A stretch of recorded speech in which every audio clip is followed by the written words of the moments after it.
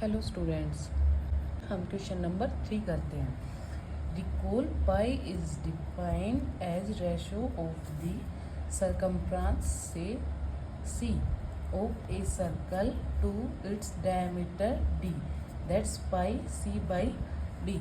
हमें क्या बोला है, जो हमारे पास पाई है वो एक सर्कल के सर्कमफ्रेंस और डायमीटर का रेशियो दिया हुआ है, जो हमारे पास सी बाई डी है।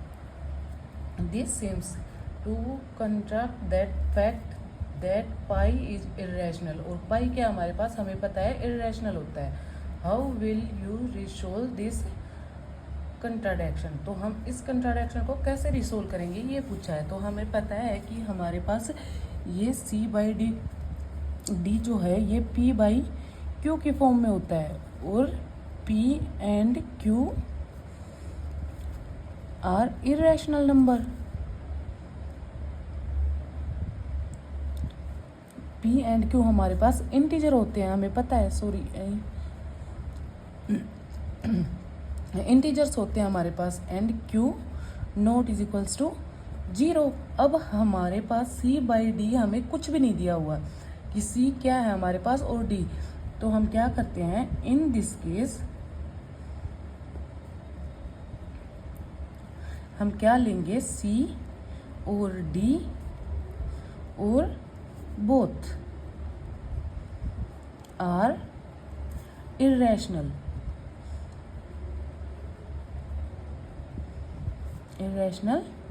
नंबर्स।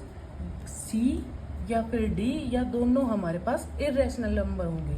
अब हम देखते हैं, जैसे हमारे पास D हमारा रैशनल नंबर है और C हमारा रैशनल है और D हमारा इरेशनल नंबर है, तो इसमें इसका आंसर क्या होगा, हमारे पास इरेशनल नंबर। ऐसे ही अगर C हमारे पास इरेशनल है और D हमारा रैशनल नंबर है, तो भी इसका आंसर क्या होगा, हमारे पास इरेशनल नंबर। और ये दोनों इरेशनल है हमारे पास, D और C इरेशनल है दोनों, तो भी हमारे पास इसका आंसर क्या होगा, इरेशनल, क्योंकि हमारे पास इसकी वैल्यू पाई की वैल्यू सी बाई डी दी हुई है ना। तो ऑल दिस केस हमारे पास इसका आंसर क्या आएगा, इरेशनल नंबर ही आएगा, है ना। तो ये कंट्राडिक्शन रिसोल्व हो गई ना। ऐसा क्वेश्चन हमारे पेपर में नहीं आता है, ये हम बस हमें नॉलेज के लिए दिया हुआ है, ठीक है। चलिए अब हम क्वेश्चन नंबर 4 करते हैं। 4 क्या है हमारे पास क्वेश्चन, रिप्रेजेंट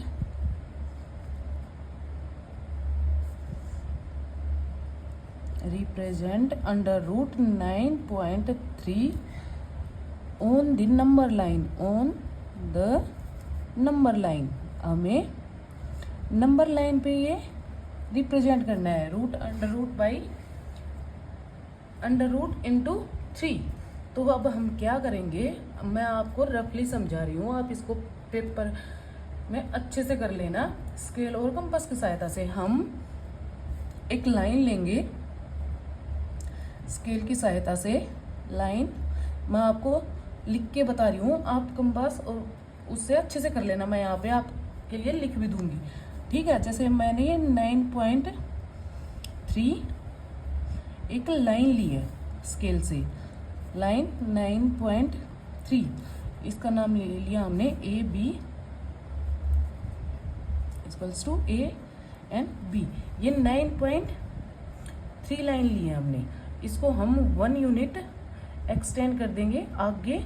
आप स्केल से इसको 1 सेंटीमीटर या 2 सेंटीमीटर भी ले सकते हो, लेकिन ये 1 यूनिट होगी, 1 यूनिट, ठीक है। इसको हमने ले लिया C। अब क्या करेंगे, जैसे C और A का हम मिड पॉइंट निकालेंगे, मिड पॉइंट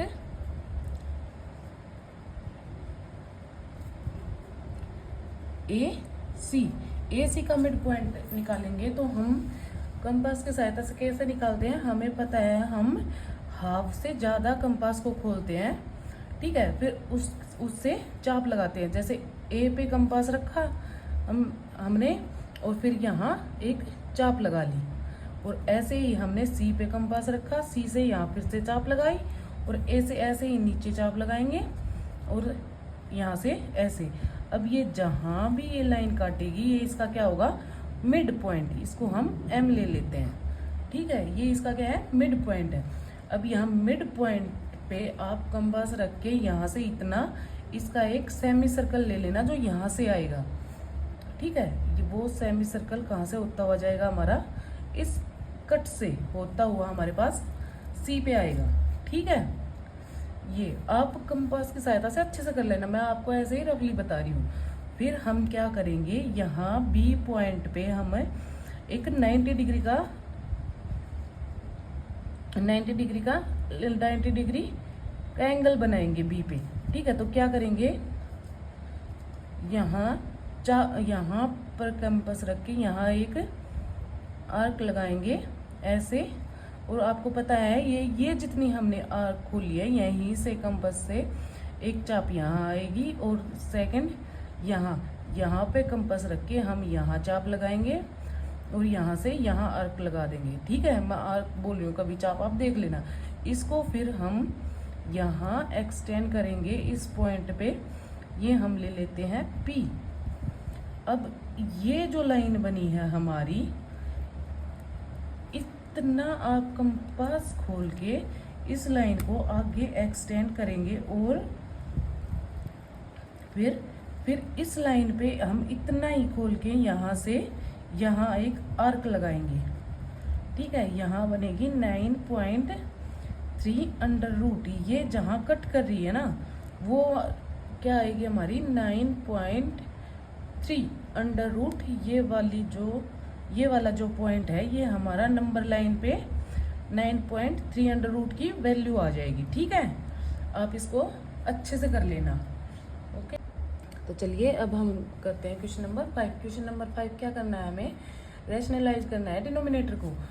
तो हमारे पास दिया हुआ है फर्स्ट 1/√7।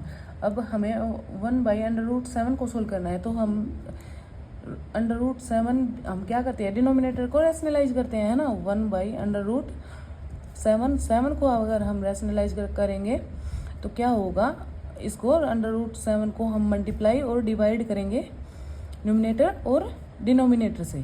तो यहाँ क्या आ गया, ऊपर हमारे पास √7 और नीचे करेंगे तो √7 और √7 हमें पता है क्या होता है हमारे पास 7। तो इसकी वैल्यू क्या आ गई हमारे पास, √7/7।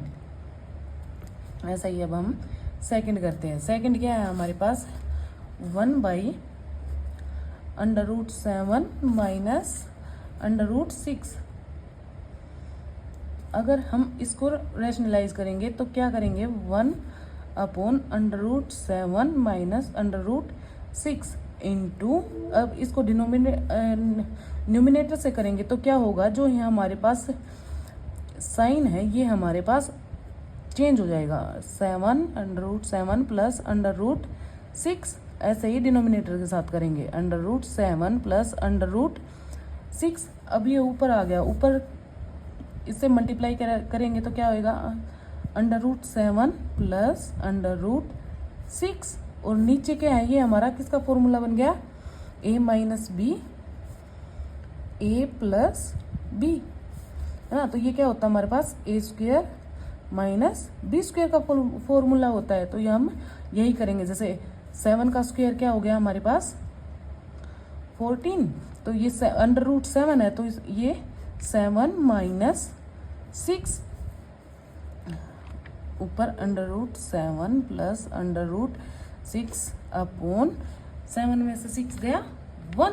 ये हो गया हमारा आंसर। अब इसका थर्ड पार्ट करते हैं हम, ठीक है। अब थर्ड पार्ट करते हैं। थर्ड पार्ट क्या है हमारे पास, 1 अपॉन √5, 1 अपॉन √5, मैं इसको √5 प्लस √2।